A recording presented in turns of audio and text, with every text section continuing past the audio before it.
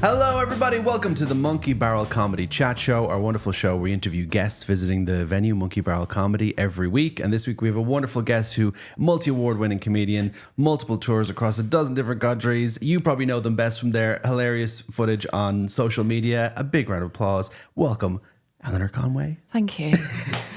There's the applause. Did we put in applause? There might not be applause there when we look at this later. I was like, who is he talking about? Oh, she sounds great. Very welcome in. How are you doing? I'm all right, mate. Yeah, I'm great. Good. So I guess probably a lot of the questions we usually ask on podcasts for comedians are like, how did you get into it? I guess we can kind of say like, when did you start? Well, I don't know. I think I've got 2 official dates. Yeah, I feel like that's every comedian's got like, well, Yeah. I kind of dipped my toe in here, but then I went full tilt. Yeah,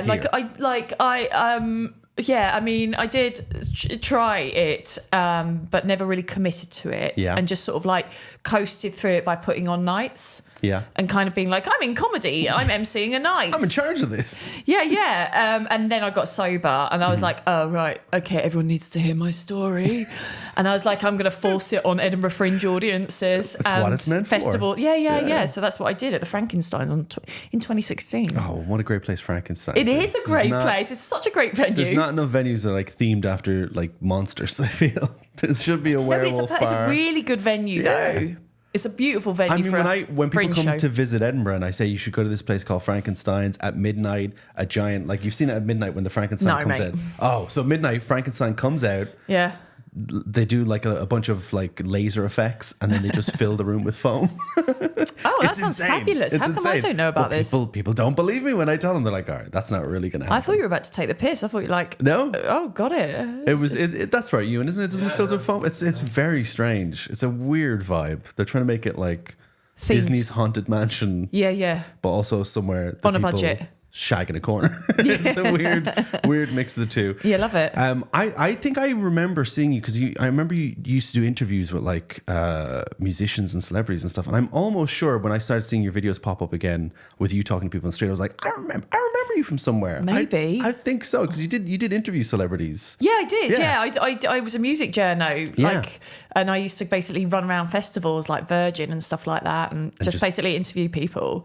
Who was the best person you interviewed? Well, how do you quantify best? Oh, a question with a question. I like that. Yeah. I mean, the most famous person, Justin Bieber. Okay. But I feel like that's not going to be the best. I would like to hear, I guess, who's the most down to earth that you had like an instant kind of, hey, rapport? Calvin Harris was great. Keisha, she was great. You should have asked her how to pronounce the name. I was in blackout during those years, mate. I don't remember shit. Okay, so when did you start doing the social media videos, the interviewing people on the street? Do you know what? It was during Edinburgh 2022. Really? Yeah, because I thought it was pre-pandemic. Oh my god. Well, I've like most people. Yeah. I've kind of done different versions of like social media stuff, trying to get it right. Like what's going to be the thing that's going to spike? And it's a very individual thing, right? It's such an individual thing because on the face of it, like street interviews, who gives a shit? Yeah. Like genuinely, who gives a shit? But I was like, I've just got a feeling a middle-aged woman asking questions on the street is going to be more, I don't know, because there was that whole... different. It is a little bit... I'm different, guys. But I just thought it would be... Because you see those videos, it's like, what's your body count? Yeah. And I hate those videos because I feel like it's a guy speaking to a young woman, trying to get her to be honest about her sexual experience so that he can get an audience. And I just find it quite misogynistic. So I just thought, why don't... Like, I'm doing this show about the orgasm gap, the motherhood labour gap. So I thought, let's talk to... I'll see what people actually think. Yeah. Or at least what the public thinks about certain topics. Yeah, because I knew it would kick off online. Like, you know, the points around like the orgasm gap and like how being a mother is quite a lot of work. And like, I just generally speak to gays and girls. I don't really speak to straight men. Yeah, but even in the videos, I get the vibe of like, you're very collaborative with them. You're like, let's have fun together. Whereas those videos where it's like a guy and a young girl, it's like, how much do I need to get her to speak or manipulate this conversation to get the clip I want, which is making them look foolish. Exactly. And I don't think any of them have really come across that way. Even when people are foolish, it seems like you're delighted by it. And the thing is, like, if someone says, listen, look, because I've had a few people be like, I'm about to get disciplined at work because I'm a nurse and I shouldn't have told you that a man came into the A&E with an apple stuck up his arse. And I'm like, that is a fantastic video and it is going incredibly viral, but I will take that video down for you because I don't want to put, I don't want, but part of me is like, it's got 1 million views in 24 hours. Okay. How important is this job really? I applauded for you during lockdown every Thursday and you won't do this for me? And it is very funny. I want to hear more of it, but there's an oath, like a medical, maybe it's a hypocrite. There's a viral video oath. Where you're like, I can't, I gotta let him go. Yeah. Like, I'm not gonna, it's like, I don't know, I suppose it's like believing in God if you're a priest. Do you know what I mean? It's like, you can't just slag everybody's, bum stuff on the internet. The internet version, they have Doctor Heal Thyself. This is Creator Content Thyself.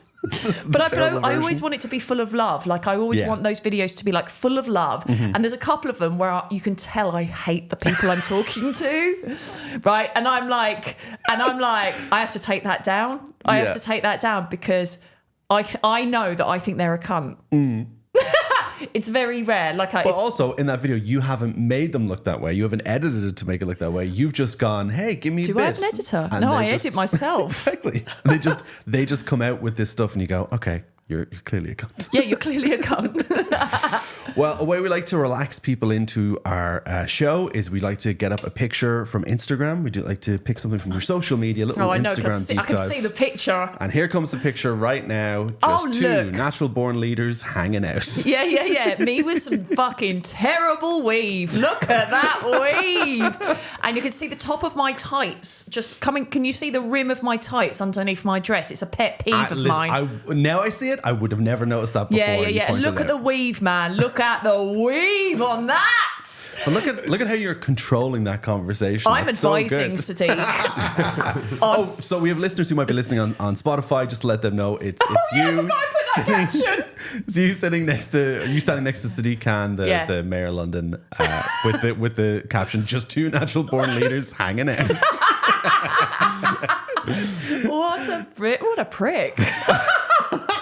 Me, I'm the prick. Oh, I love it though, the confidence. I mean, what a way to get that photo. That's perfect. Just the look. It really looks like he's like, we're gonna figure things out. It looks like I'm going, don't you worry. I believe in you. And he's going, thanks. So what was the story behind this? Well, one of my very good mates works at City Hall, and sometimes I get invited to stuff and feel very, very out of place.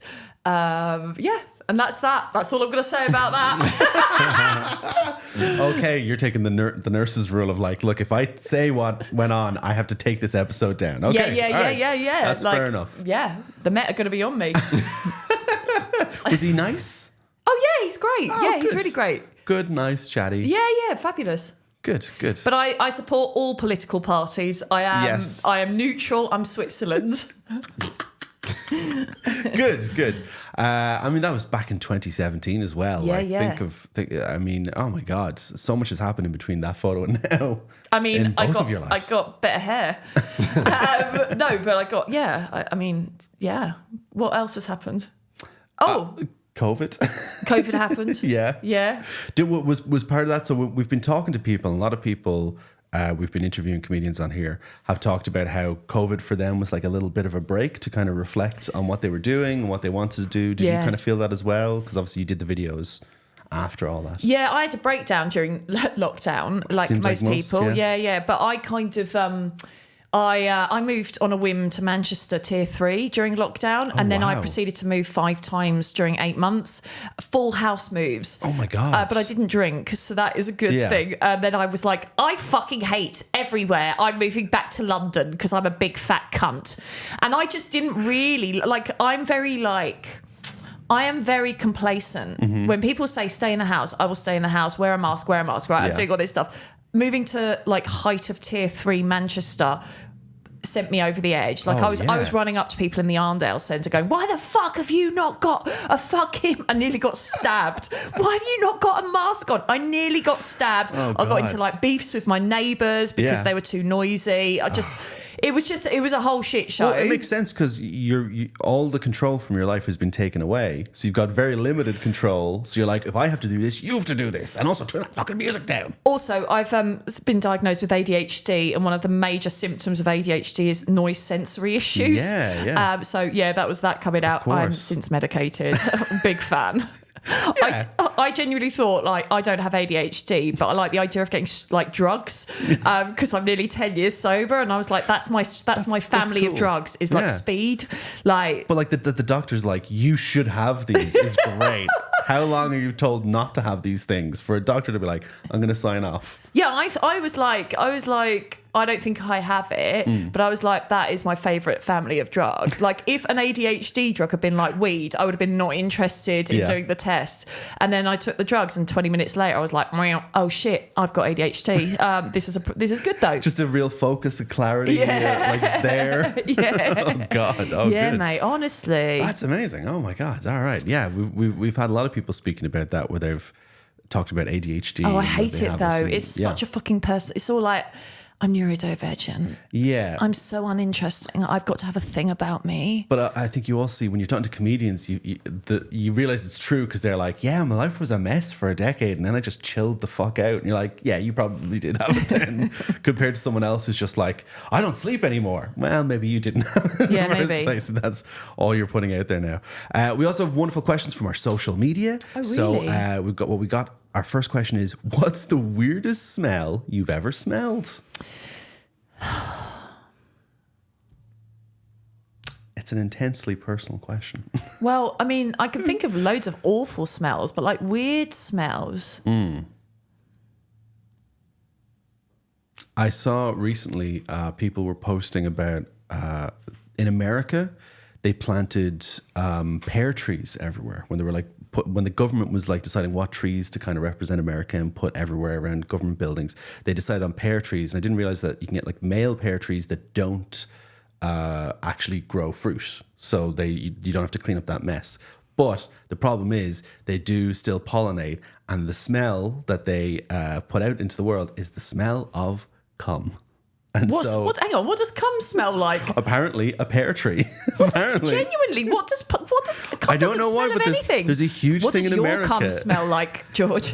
Apparently pear trees, but I eat a lot of pears, to be fair. I've got a cup under here. But apparently America smells of cum every spring. People, it's like a meme in America that people talk about these trees and whole cities, city halls stinking of cum, and I don't know what that smell could be. I know what my weirdest smell is. So I used to live in Asia for about 6 years, and they have that, I can't even remember what it's called, but it's like a spiky fruit in supermarkets. It's a real Asian fruit. It's fucking disgusting and it stinks. And I can't even and I basically I've just told durian? A story with no detail, guys. Hey, you know this thing? This once was a thing and I don't know it and I've never, but yes, you're right. It is a durian. It's durian, yeah, and it smells like rotting flesh and it's disgusting. It's the most horrendous thing. It almost smells like plastic that's been melted. Yeah, it's gross. It's unbelievable. Like you can't bring it on planes because if you open it on a plane, people just pass out from it. They smell it sometimes, which is super intense. Do you have any awful smells that you've smelled in your time? Oh, awful smells. Old folks' homes. Hate it. See, when I was younger and I had to go see like family. Yeah. Hated it. Ageist. It'll happen to you. It will happen to me one day. But it'll happen to you one day. One day you're going to see a young person walk into your old folks' home and they'll go, oh Christ, and you'll be like, it's not me, it's one of the other ones. Yeah, like old folks' homes. It's not me, it's the trees outside, they smell of old cum. So since we're in Scotland, we haven't asked any guests this yet, but what was your first reaction to trying Iron Brew? Oh, I don't know. It tastes nice. Yeah, it's all right. Do you know what I once had? Yeah. Buckfast when I was drinking. Oh my God. Great. No, it sent me mental. Yeah. Like I remember doing it I can't remember when, it was like 2012 or 2013 when I did Comedy Rumble, which was like a chat show because that was before I really was like telling jokes. Yeah. And I remember drinking it on one of, I can't remember whose show it was, But it was a guest on someone else's show at Fringe, and part of the show was that he had to drink Buckfast. He was a character actor. I can't remember who it was. Okay. And then I was literally insane for the rest of the day. Like, it's fortified wine. And I was like, I don't know what fortified wine means. And then I drank it and I was like, I know what fortified wine means. It's the most powerful wine. It's so intense. But I guess I used to live in Korea, and soju is like that. Oh yeah, it will make you like absolutely. You will. It's like, I don't know. It's chemical. It will just make you do shit. What is that green alcohol that's meant to make you hallucinate? Absinthe. Absinthe. That's it. Yeah. And I've only ever had that in tiny amounts where they like mix it into a shot or something. There's certain things that I've stayed away from because I know that I would like create a habit. So like absinthe and opium, like heroin, I've stayed away from those. That's a good show. Yeah, it's a good show. shout. We can make that a rule for the show. Yeah. Is that what you were telling Sadiq Khan? Yeah. No. Opium, no. Do all the other ones, but that one, don't do it. So a weird question we got is, and this is the way it was sent in, was, what's your favorite zoo animal at the zoo when visiting the zoo? Oh my God. I don't really like the zoo because actually I think like it's actually really, really cruel. Yeah. I've got a story about a zoo though. Okay. So when I lived in Taipei, I wasn't quite legal, so I'd have to do like for about 6 years I was studying Chinese, but I wasn't studying Chinese. I was doing drugs and teaching English while high, and so every 6 months teaching people the word pizza over and over again. Yeah, and giving like you have to give like Western names to like your students. Okay. So there are a few students in Taiwan called Mackham and Chelsea after football. And they will be applying probably for Harvard Law School. Anyway. It's going to work out great. So I was doing a visa trip, had to go to Hong Kong, and I had a boyfriend at the time, and we had an argument in the airport, and I basically walked up. The argument was about money. And so I just said, listen, I bet I can spend less on accommodation than you tonight. And then I broke into Hong Kong Zoo and slept on a bench and just got woken up by just lots of very confused like cleaners. And I'd perioded everywhere. It was horrific. I did win the bet though. So yeah. Winner. We're not together anymore. That story took such a turn. I loved it. Wow. I broke into zoos. I've never seen an escalation from one sentence to the next sentence. Yeah. It was a toxic fucking relationship. Yeah, if part of your head was like, well, the same thing to do here is to break into Hong Kong Zoo. I've got to do this. You've pushed me to it. And I've not been in a relationship ever since. Okay. It scarred me. Okay, all right. Well, zoos all now have a picture up of you to look out for, just in case you try to go in again. I don't know. With zoo animals, I always feel like... What's your one? I feel like I don't like big zoo animals because I always feel like they should be out. Yeah, they should be out. We should break them out. That's what we should do. Is there a zoo in Edinburgh? There is an Edinburgh Zoo. I reckon two comics would make the perfect like zoo breaker outers. Ewan could come along, hold the ladder. I'll film it. He'll film it. Great. I can't wait for this. Well, what is the animal you would break out first? All of them. All of them all at once? Yeah. Polar bear, there might be an lions, issue if you tigers. tell them all to get in one room together and you're like, tiger, be cool. Leopard, be cool. Don't eat the other animals. And then, I just think it's quite mean to like keep the animals locked up. I think with the big ones, because you can see they're miserable. Like there's Dublin Zoo, there's wolves, and they just like go in circles. And I mean, the elephant one in Dublin is nice because they expanded it. They have a huge park and they did like a huge area so the elephants can actually roam around and get out of the way of people. Are you a zoologist? Do you know if that's healthy for those animals? Well, it seemed like it was part of a conservation effort. They said to me, but Mansplaining. I'm also deep in the pockets of Big Zoo. We also have a question from our guest last week, which was the wonderful comedian Tamsyn Kelly. Love. Tamsyn has sent in, I think just one question for us. We'll see now. Hello, Eleanor. I'm just out walking my dog. Oh, lovely. A good question would be like, okay, right, you can speak to dogs, but at just one sentence. You've got one sentence that you can communicate with dogs using. What is it?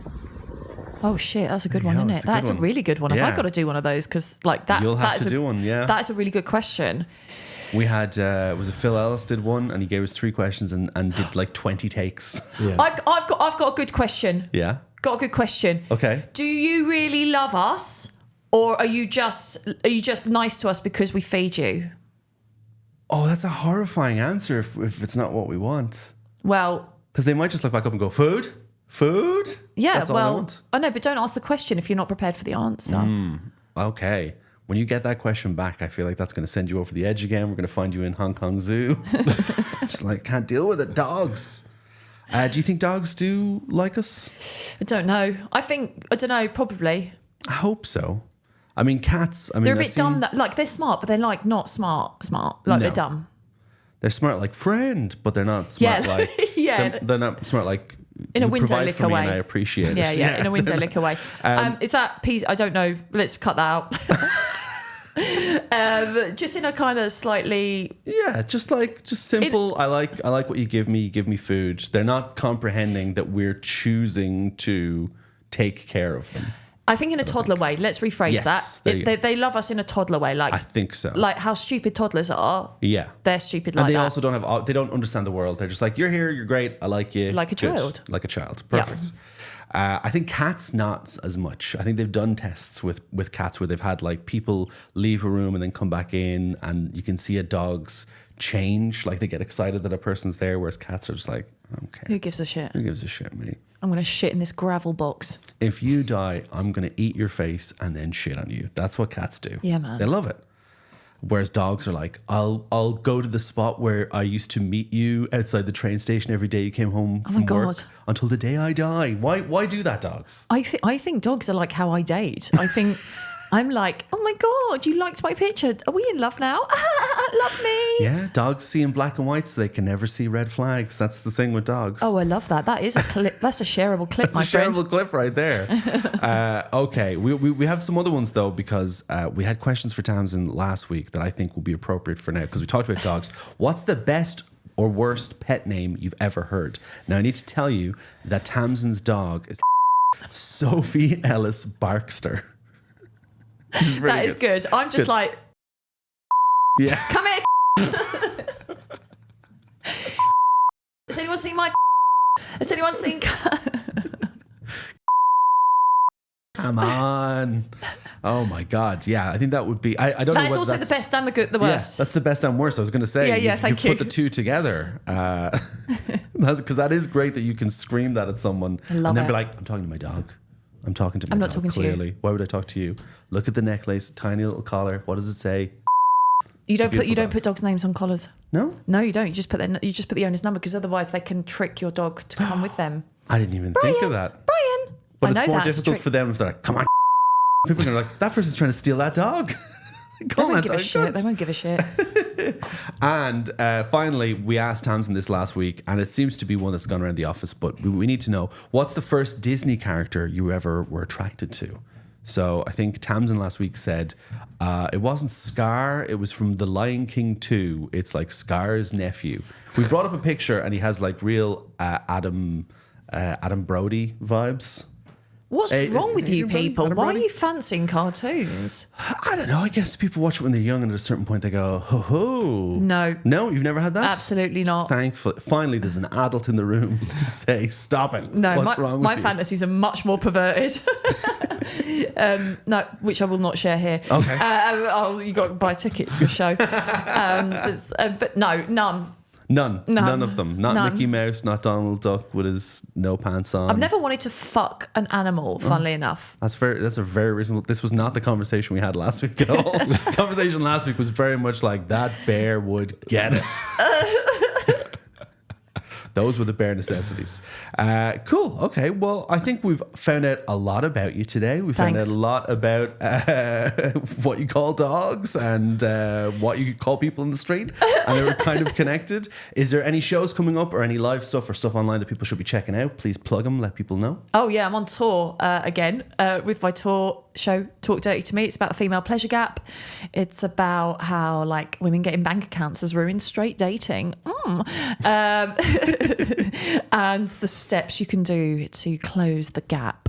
It's on tour, so please do check out my website. Follow me on Instagram and TikTok as well.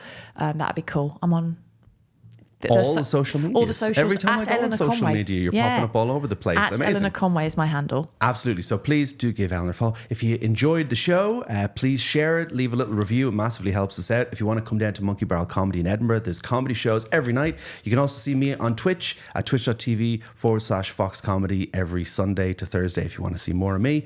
And you'll also see me back next week with another wonderful guest. But for today's episode, that's all we have, Eleanor. Thank you so much for being on. Thanks for having me. Ewan, thanks for being our tech. And we'll Pleasure. see you. Have a good week. Bye. There's something hiding under the ice, imitation of a sound. There's something standing behind.